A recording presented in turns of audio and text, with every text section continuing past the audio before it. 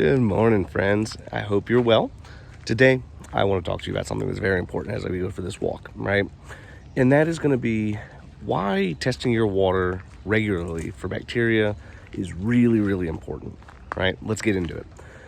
So, the EPA recommends to test for your water, or test your water at least once a year, right? For at least bacteria and at least for nitrates.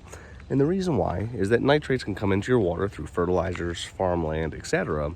But so can bacteria. Bacteria can come from anywhere around you.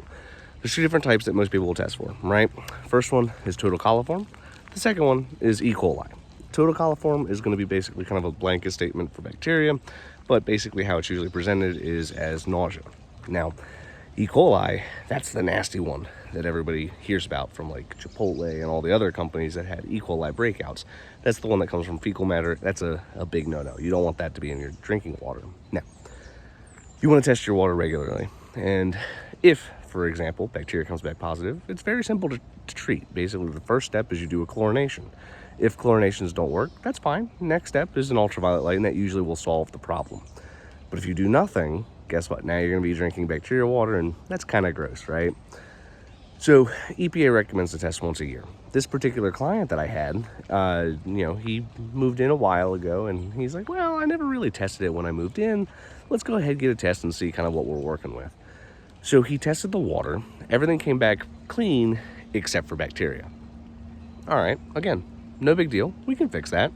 So we go back out to try and figure out, well, what are we working with? What's the condition of the well? What's the condition of the gaskets? Like, maybe there's something wrong with it. Let's see what we can work with. So we go to the property, we open up the lid, and we find that it is full of ants. Like, ants everywhere. Now, the issue with this is this can allow for bacteria intrusion, and when the ants are kind of doing their thing, they're going to lay eggs, they're going to, eat, they're going to poop, they're going to do all sorts of normal biologic things that ants will do. And unfortunately, that means that you're going to end up drinking whatever excrement they decided they want to put into the water, right? So we go ahead, we introduce chlorine to this water, we get it circulated, remove the ants.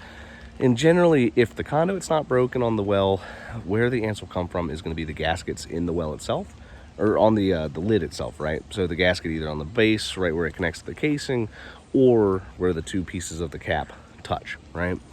So we pull those gaskets off and we replace them so that way now we've got nice, clean, new gaskets, and we shouldn't have to worry about these ants getting back in there. So we go ahead and we chlorinate, run the water through, we let it sit for about a day. Now, they run off the chlorine and we come back the following day and take another sample just to see, did the chlorine work? And in this particular circumstance, it did. But let's talk about what happens when it doesn't work. Well, don't panic, right? So if the first round of chlorination did not work, it is always a good idea to try again, right? Now just double the dosage, let it sit for the same amount of time, and see if that will kill off any of the additional bacteria that's there.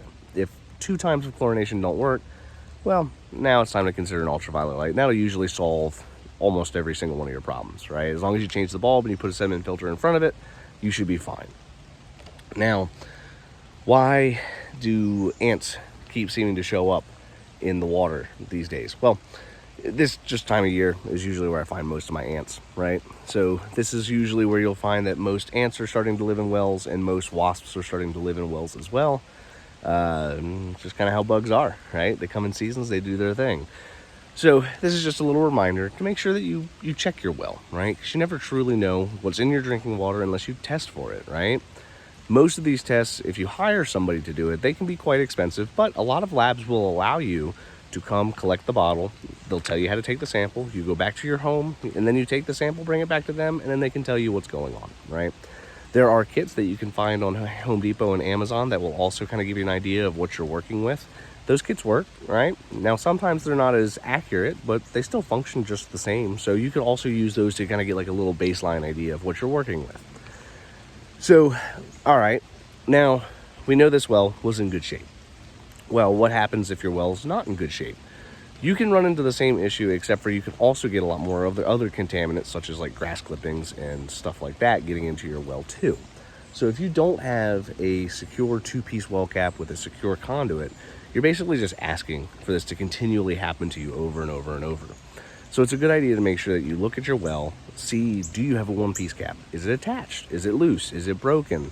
Is the conduit attached? Is the conduit broken? And if you have any of the answers above being yes, it's time to get that fixed and straightened out so we don't run into any problems. All right. I get a lot of people who always ask, like, oh, well, I have a one-piece cap. That's how they did it back in the 1960s. I grew up drinking off of it. It's perfectly fine. No big deal. Well, just because you were perfectly fine doesn't mean you're supposed to do it, right? People back in Rome drank out of lead, right? Not a good idea. We know now that lead's not good to be drinking out of. For some reason, everybody doesn't want to test their water just because it worked 60 years ago. So don't let the old school ideas cloud your judgment today.